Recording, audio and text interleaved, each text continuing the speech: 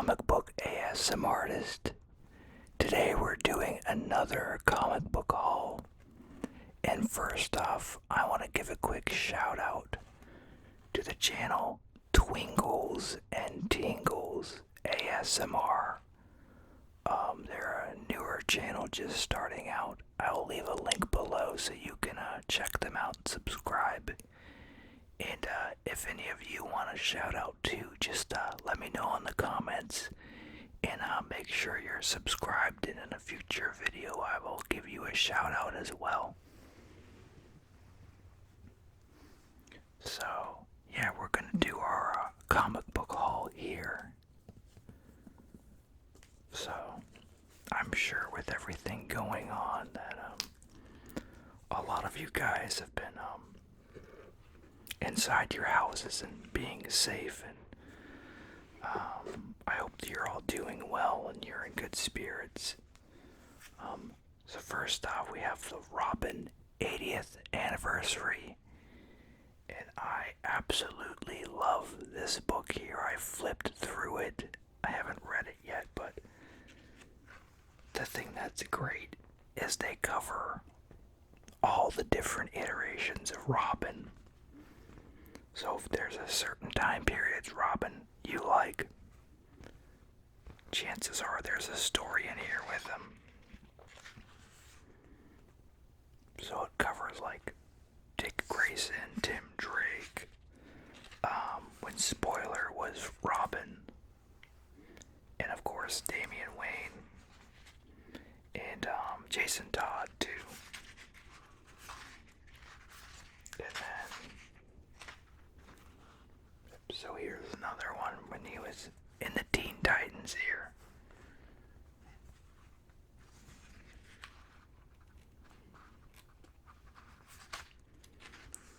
And they even have a story with him as Grayson, drawn by Mikael Yannon.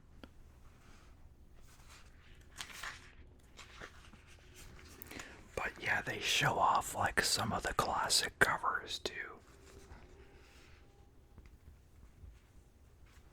So they're nice little bonuses.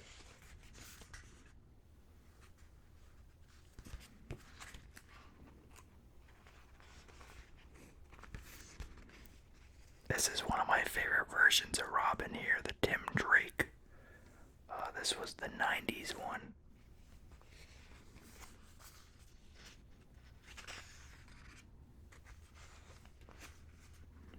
I do like Dick Grayson, but I just love the art style from that time period.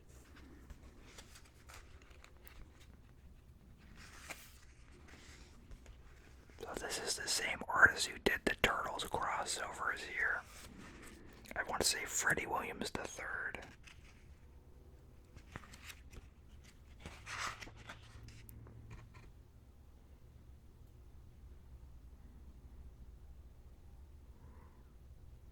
Let's see. Yeah. Oh, the second. Close enough.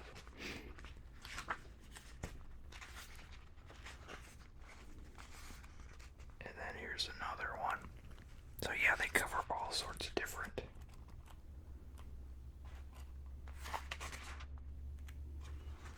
This is Stephanie Brown. And I'm not too familiar with this one, honestly. I think I just wasn't reading Robin comics during this time.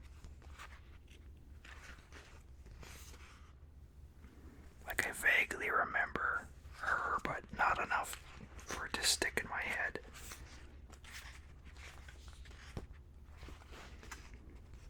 Yeah, and they have some nice little pinups in here too.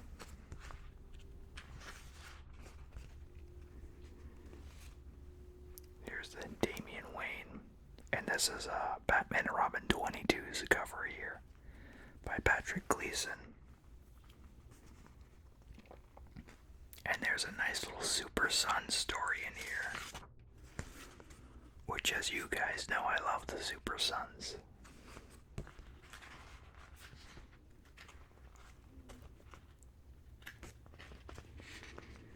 And then this isn't Chris Burnham's art, but it looks like they're imitating his style. This time for sure I checked to see if it was him or not.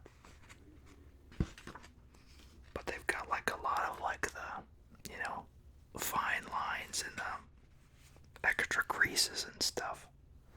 The stitching and all that, which he's good for, as well as, Frank Quietly, who did the initial Batman and Robin, Damian Wayne run-in.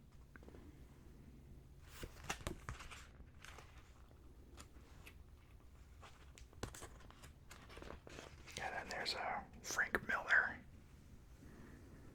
Gary Kelly in the back there, and then Andy Kubert, double pager there.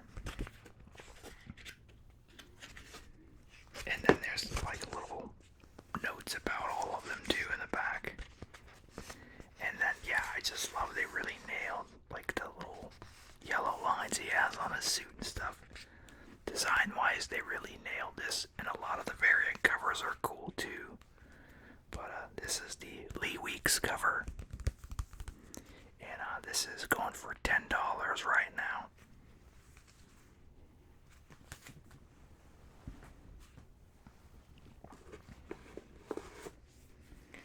Next we have Spawn 306. And of course, every issue Todd puts out breaks the record of the previous for the longest running independent. So he always puts that on every cover now. So this starts the art drawn by Philip Tan, who is a great artist, and I'm glad to see him doing Spawn. I think his style lends well to the type of action and content that Spawn is known for.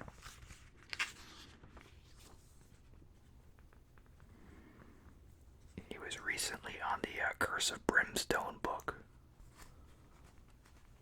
which, had a lot of darker themes and stuff to it. So it makes sense he would be used for this. But yeah, sorry I didn't have a video out last Saturday. Everyone has really been trying to prep for everything going on in the world right now with the sickness and everything, and so out here where I'm at, it's considered like the U.S. epicenter of this thing. So everyone over here is really trying to stockpile on everything. And even today we did a lot more of that as well. I think we're good now. But for me personally, if they do like a statewide shut-in where you can't go out except for gas and groceries and stuff, I still have to go out for my work. It's considered an essential job. So even though it's scary to possibly get sick with this thing, my line of work unfortunately doesn't allow for you to stay inside. Unless, of course, you do get the virus, then you can stay home, of course. But so hopefully I don't get it. I've also been sick with a cold this whole week too, and I did get tested, and I was confirmed to not have it, but still, I had a cough and a sore throat and everything, and you can't be too careful with it. So, and it took a while to get the results too, but there are people who aren't even getting tests, but since I work in the field with those who have a low immune system, they went ahead and did it anyway when they were like seconds away from not doing it for me. So, I'm the manager of a group home for kids with special needs, but that's all I can really say about it. But yeah, so next I got Ninja Turtles meet the Power Rangers number 4. Now this is the normal cover, but that's okay.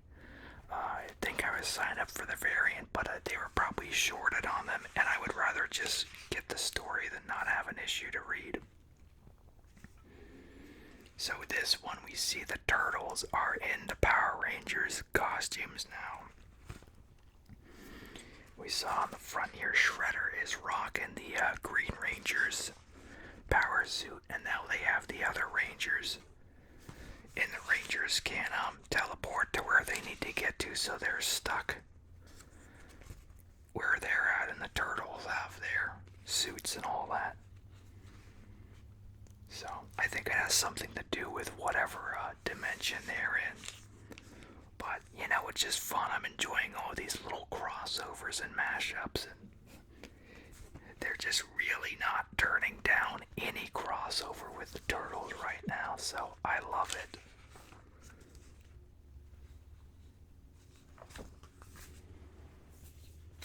But yeah, there's one last part after this.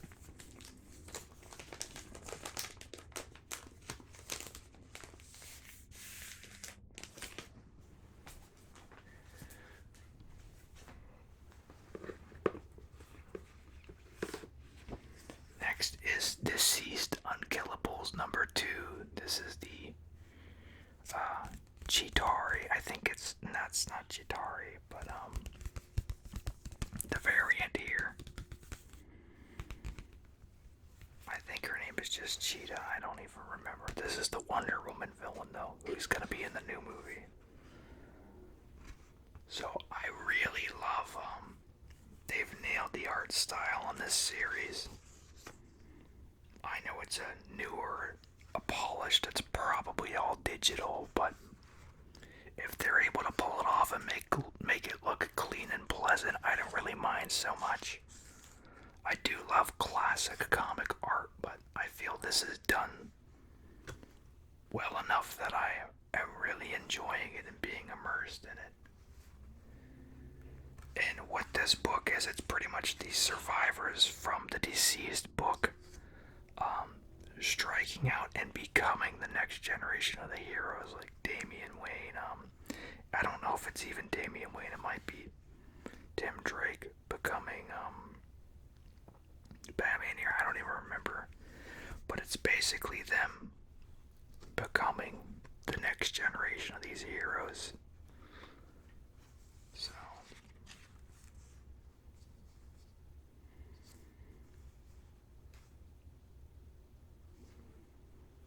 but I'm pretty sure it's Superman's kid, and I'm not sure if it's Damian or not. Let me look.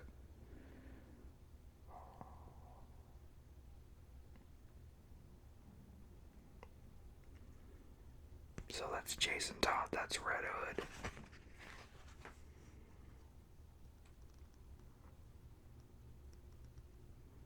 So Red Hood is in the red, obviously.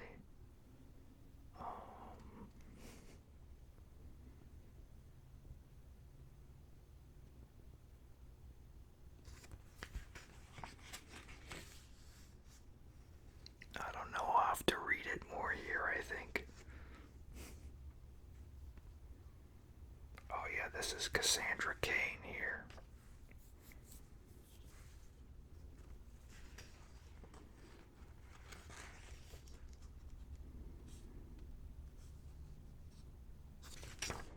But yeah, I'm looking forward to this. I think this has a few more parts to it too.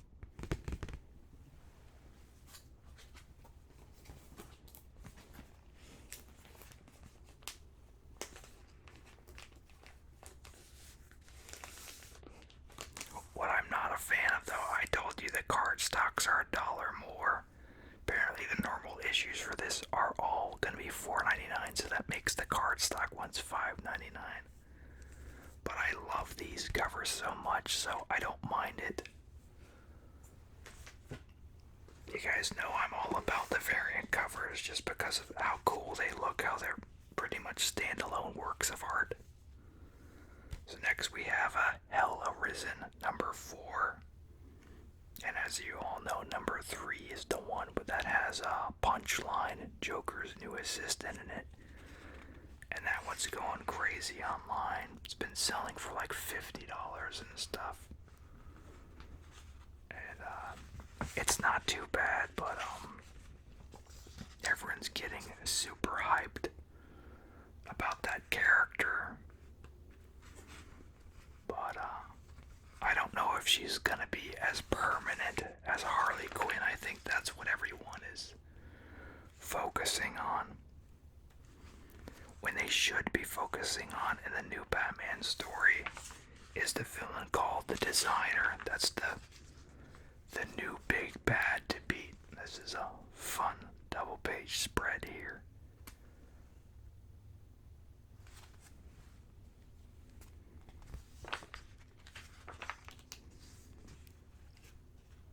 So yeah, this is the Legion of Doom versus the corrupted version of the superheroes here. So this is the final showdown. So I think this will be the climax of the Year of the Villain. But from what I've heard, this character right here will still continue to be a threat. And of course, the Batman Who Laughs is continuing to be a huge fixture in the DCU as well. And I'm sure he'll be a part of the Dark Knights or just Metal or whatever it's called, the new Snyder Capullo book coming. Next we have Superman 21. This is the Brian Hitch variant.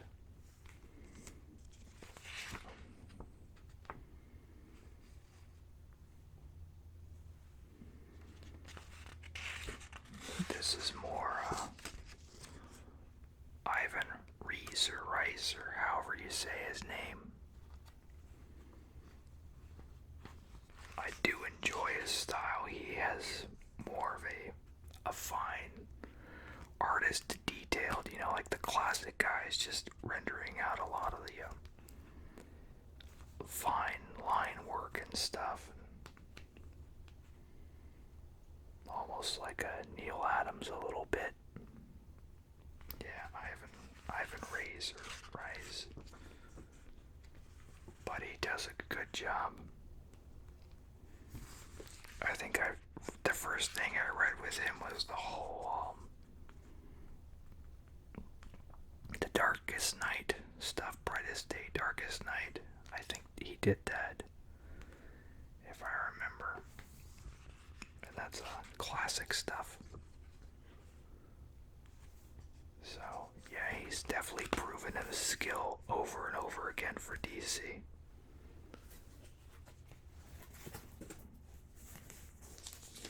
Hopefully one day I'll get to meet him.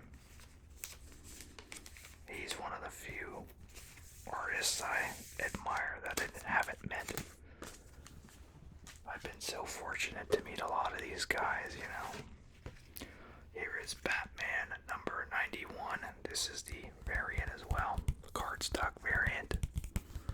Nice penguin cover. Do some tracing here.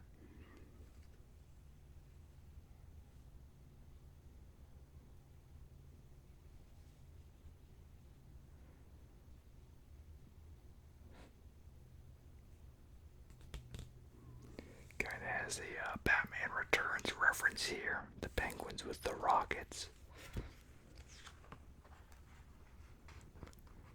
And this book continues to be crazy if you're not reading ongoing Batman right now. Don't hesitate. Pick it up. And they're doing, they're going into second printings for 89 and 90 as well, I believe. You don't want to miss it. And then it's leading into a big storyline with the Joker. So they're just doing some really dark, really interesting things.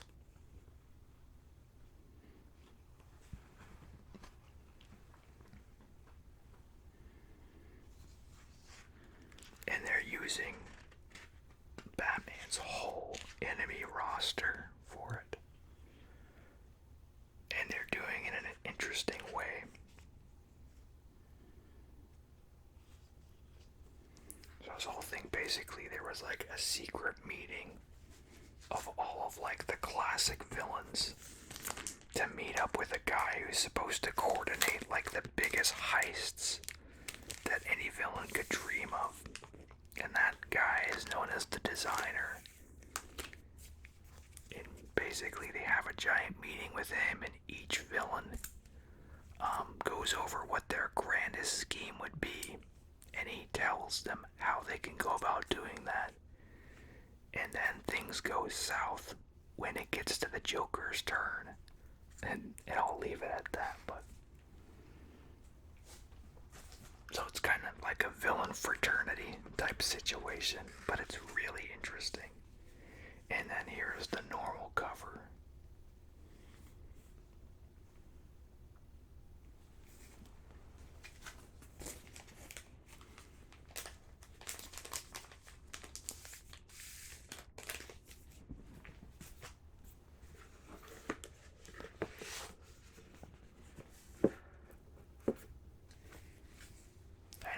Young Justice number 14. This is the variant for this one as well.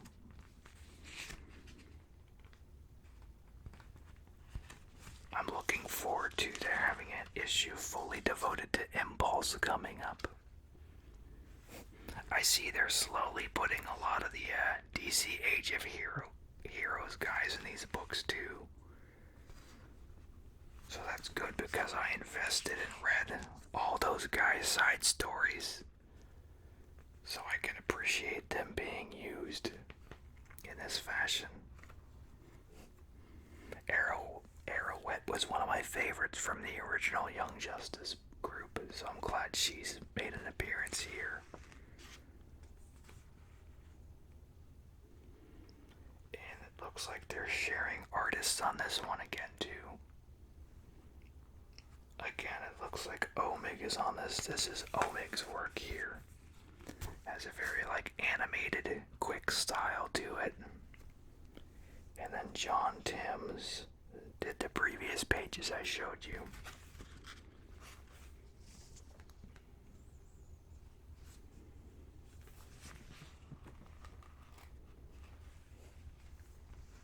Here's a nice splash here.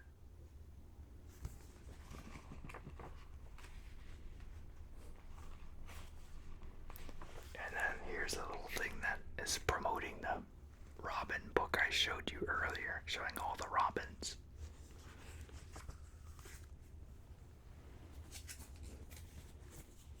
I was fortunate enough to get the Funko HQ Pop-Town Pop too, but I can't show it off because it's on my shelf right now, but I'm super glad that I got it. It looks just like the HQ, and it comes with a little guy who looks like one of the Funko workers holding the bags. Finally, I got this book here that I wasn't even expecting. So this is called, as you can see, Kevin Eastman's Totally Twisted Tales. And it's by Kevin Eastman as well as Simon Bisley. So what's cool about this is kind of a unique thing they're doing. They're calling this a novella, I guess. And it's like a blend between being a trade paperback and a hardback book. So the covers, it's an in-between thing. It's solid, but it's not a hardback. And so both sides have the nice little classy cover here. And the price points, it's not a hardback, but it's not quite a trade. The price point is in between. It's $13. Nice solid book here. Book quality pages. I'm really happy with the quality of this book. I flipped through it. I haven't looked at everything in it, but so it's got 3 short stories here, and from what I could tell, the first one looks very much rendered in Bisley's style here. Lots of grit and stuff, a lot of the character exaggerations and stuff. But it is a mature book, so I do have to preface that if you're interested in this, and you're not quite an adult. And then there's a second story in here, and I think this is done in the past, like how Eastman and Bisley have done, where Eastman plots it, but then Bisley goes over it and embellishes as well. So, because this is kind of a looser style, but you can see the same proportions that Bisley gives things. So, I'm not sure how much of this is Eastman and how much is Bisley. But the last story, I'm pretty sure is drawn by Eastman. Just how it has, like, it's kind of more squared off a little bit. The smaller lines and stuff that I've grown accustomed to seeing from his Turtles work. How the cities are drawn and everything.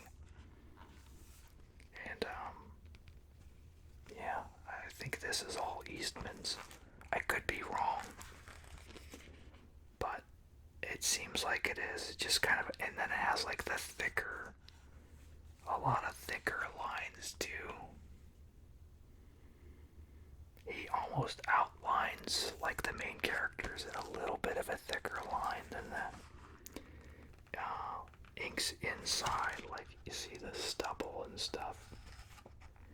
And then he likes to do this type of stuff. And then the thing I love too, the binding on this isn't in between, so it's not a square bound like that Robin book. So whenever it gets to like the splash pages like this, the middle's not eaten up from the spine where it's like this and sandwiches it. You see the full image. So it's very cool. I look forward to reading this. And another thing too, this is by Clover Press. I think they have some sort of deal or something with them. If you go to cloverpress.com or .us rather, they have a lot of other cool Eastman things over there too. He's done some variant covers for Marvel, like a Wolverine and a Jean Grey, and I know a Deadpool one. He may have done a couple others too, but you can get those on Clover Press, and I think you can get them signed and unsigned and just different things like that. And then I want to note too, so these characters here, this is Biz and Buzz, I want to say. So I'm pretty sure these are supposed to be characters of Simon Bisley and Kevin Eastman. But his name is Biz, but he looks like Kevin Eastman, and I think this is Buzz, and he looks like Simon Bisley. So I could be wrong, but I know like Kevin's got the tattoos and kind of some of these type of features. I've never seen Simon Bisley before, but I think that's what they're supposed to be. And like if you follow his social medias and stuff, he has like little toys of these that he'll show like on his desk and stuff. So, but yeah, I look forward to this. I hope you guys are being safe with everything going on. Like I said, I'm an essential worker considered. So I'm not sure what's gonna happen with me with all this virus stuff, but trying to remain positive and everything like that, and just be as careful as I can. I will try to do more content as I can. I know a lot of you are stuck inside. I encourage you to check out my past videos in my playlist. I got like 350 videos on here. As always, let me know what you want to see. Hopefully I can do some new comic book readings and stuff, but just with how work is, I don't know what my schedule is going to look like and how essential or I'll have to work extra or anything like that, so we'll see. But yeah, make sure to like, comment, subscribe, share it out, grow the channel and help me grow it. And as always, you have a super slumber. Thanks. Bye.